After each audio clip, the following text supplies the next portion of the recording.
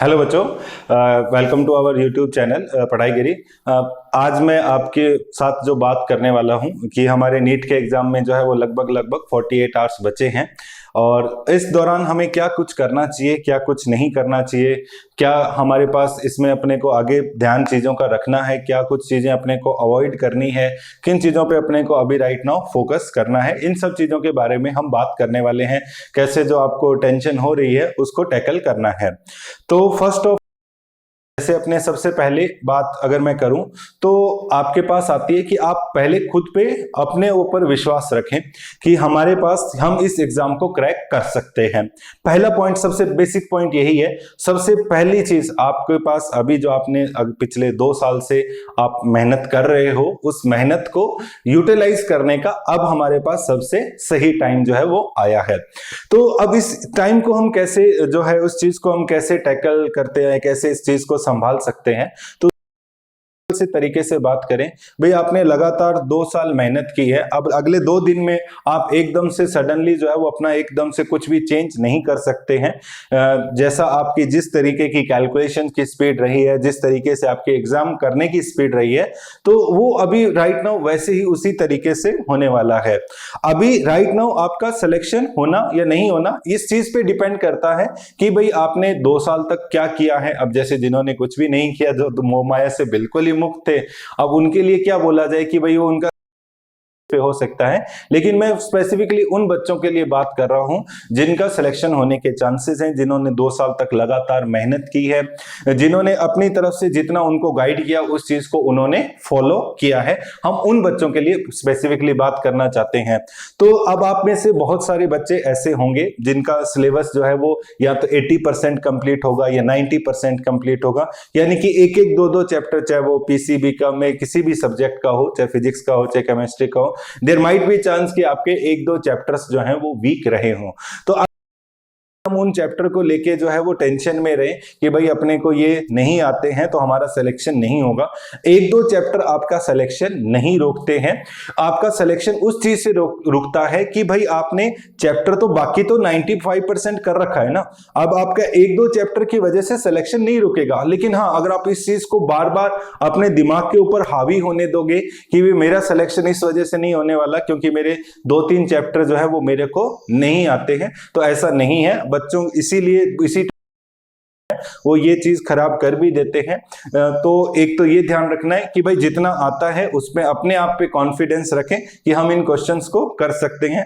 As of now आपको अभी कोई मॉक टेस्ट वगैरह या प्रैक्टिस टेस्ट करने की जरूरत नहीं है।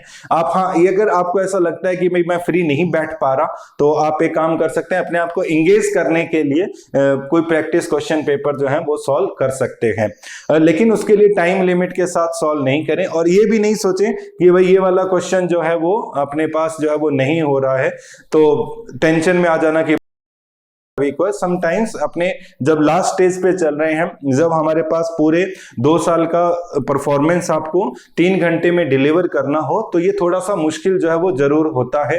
तो इस चीज में एक चीज का ध्यान रखें, अपने आप पे कॉन्फिडेंस रखें और दूसरी चीज ये कि भाई आपका जितना आता है उस पे आप विश्वास रखें कि हम कर सकते हैं। तीसरा, क्या रिजल्ट आने वाला है, एक पहले से प्री टारगेट सेट नहीं करके चले। मेरे लास्ट ईयर जो है मेरी कट ऑफ इतनी रही थी यहाँ पे, और ये भी आपस में कोई जरूरी नहीं है डिस्कशन कट ऑफ आई, क्या नंबर आए, कितने नंबर लाने हैं, मेरे ये कोटा लगेगा, उस कॉलेज को उतने तक मिला था, इन बातों का अभी कोई मतलब नहीं है। जिस एग्जाम के बारे में आपने, जिस एग्जाम को किसी ने देखा नहीं, आपने नहीं देखा ना आपके साथ वाले ने देखा, तो उसके पीछे, इस चीज के पीछे टाइम वेस्ट करना कि भाई क्या कट ऑफ आने वाली है, इसकी बिल्कुल भी जरूरत नहीं है। तो कट ऑफ का लेके किसी से कोई भी किसी टाइप का कोई डिस्कशन नहीं करना है, ठीक है। अपने दोस्तों के साथ बातें करो, आराम से टेंशन फ्री होके अपने बेस्ट फ्रेंड्स के साथ बात करो, लेकिन वो बात अब जो है वो पढ़ाई से रिलेटेड जो है वो नहीं होनी चाहिए।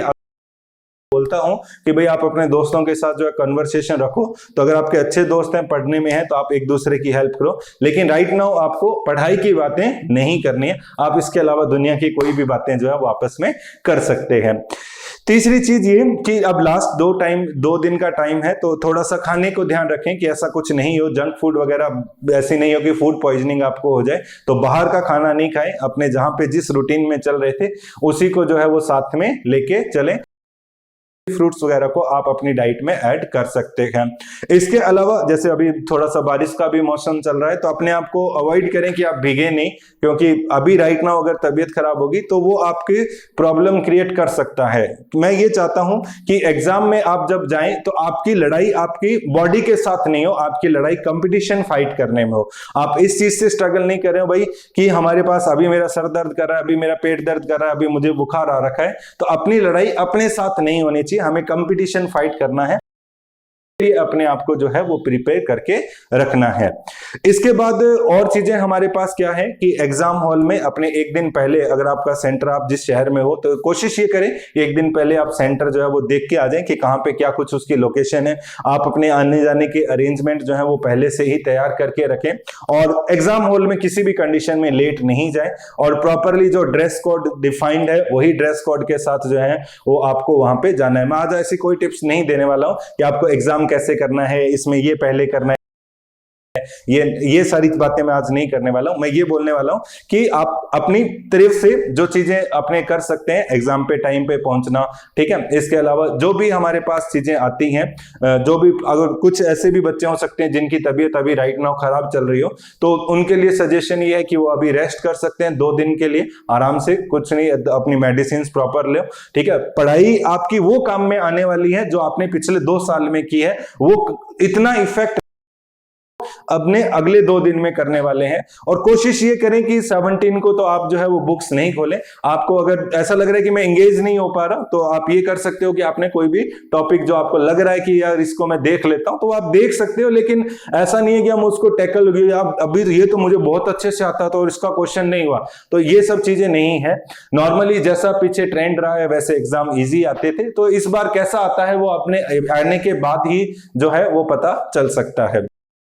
के अलावा एग्जाम के टाइम में सबसे इंपॉर्टेंट जो चीज आती है, लास्ट मिनट पे अपनी स्ट्रेटेजी चेंज नहीं करें। स्ट्रेटेजी का मतलब है भाई, अगर आपके पास जो भी सब्जेक्ट आप पहले करते थे आप उसको अभी भी पहले करें, जो पहले बाद में करते थे अभी भी उसको लास्ट में करें। जैसे कोई अगर फिजिक्स पहले करता है तो फिजिक्स पहले करे, कोई अगर बायो पहले करता है तो वो बायो पहले करे। अब जो आपने 2 साल में आपका जो ट्रेंड था, जो आपने 2 साल में ट्रेंड सेट किया है, वही जो है वो आपके काम में आने वाला। लास्ट 2 दिन में आप अपने आप को थोड़ा सा एंगेज रखें। टेंशन की बात आती है तो टेंशन इस टाइम पे जिसने मेहनत की है उन सबको जो है राइट नाउ अभी टेंशन हो रही होगी, तो ये तो एक नेचुरल सी बात है, एंजाइटीज है, सब चीजें हैं, तो कि लेकिन अपने आप पे भरोसा रखना है और कि हमें जो है हमारा सिलेक्शन हो सकता है, हम निकाल सकते हैं, ठीक है। राइट नाउ अगर देखा जाए टेंशन की बात, तो भाई सभी की यही हालत है, सबके कपड़े फटे हुए हैं, ठीक है। सबकी नाव में उतने ही छेद है, उसी नाव में सवार है जिसमें आप जिस नाव में सवार, तो टेंशन लेने वाली कोई भी बात नहीं है। हाँ, इस टेंशन को अवॉइड करने के लिए आप अपने आप को, अपने दोस्त से बात करो, अपने घर वालों से बात करो, ठीक है।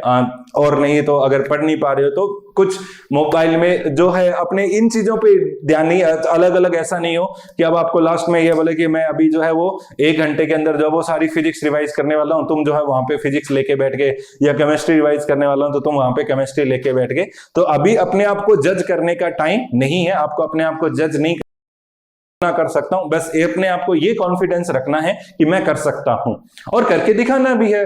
और अगर हमने मेहनत की है तो वो 2 मेहनत जो है वो अपने आप रिफ्लेक्ट होगी, आपको तो उसमें कुछ सोचने की भी जरूरत नहीं है, वो मेहनत आपकी अपने आप ही एग्जाम के अंदर नजर आ जाएगी। जब आप एग्जाम बैठोगे 10 मिनट आपके बीतेंगे, तब आपको सारी चीजें जो है वो नॉर्मल जो है वो होने लगेगी।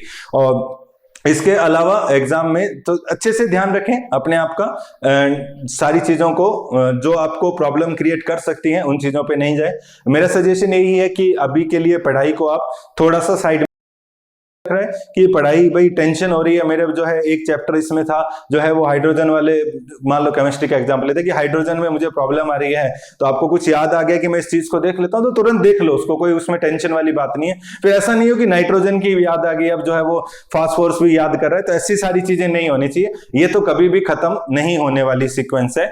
तो लास्ट टाइम पे आप जस्ट एक चीजों को देख सकते हो, ना कि आपको अभी कोई सॉल्व करना है। और 2 दिन तक जो है वो आराम से अपनी नींद पूरी करें। अगले 2 दिन आपको दिन में नहीं सोना है, ठीक है, आराम से पूरी करें, माइंड को रिलैक्स करें। अपने कोई बहुत बड़ा फिजिकल वर्क करने नहीं जा रहे हैं कि हम मेंटली जो है वो एग्जॉस्ट होते रहे। इतनी पढ़ाई कर रहे हैं कि रात के जो है वो हम 12 बजे से 1 बजे तक लगे हुए हैं और फिर अगले दिन हम पूरे थके हारे जा रहे हैं। ऐसी कुछ कंडीशन क्रिएट नहीं करनी है। This is just mental pressure और उसको टैकल करने का कि मेंटली आप रिलैक्स रहो, ठीक है। बाकी जो आपकी चीजें वैसी होने वाली है जो आपने 2 और 2 साल तक वो एक अपने नॉर्मली एक फिल्म का डायलॉग है हमारे पास कि कहते हैं ना, किसी चीज को अगर दिल से चाहो तो पूरी कायनात तुम्हें उसे दिलाने में लग जाती है। तो all the best for your exam और डेफिनेटली जो है वो आप बहुत अच्छा करने वाले हैं। आई होप ये वीडियो आपके लिए थोड़ा सा हेल्पफुल रहा होगा। अगर आपको लगता है कि अच्छा है तो आप अपने दोस्तों से भी शेयर कर सकते हैं। Thank you very much.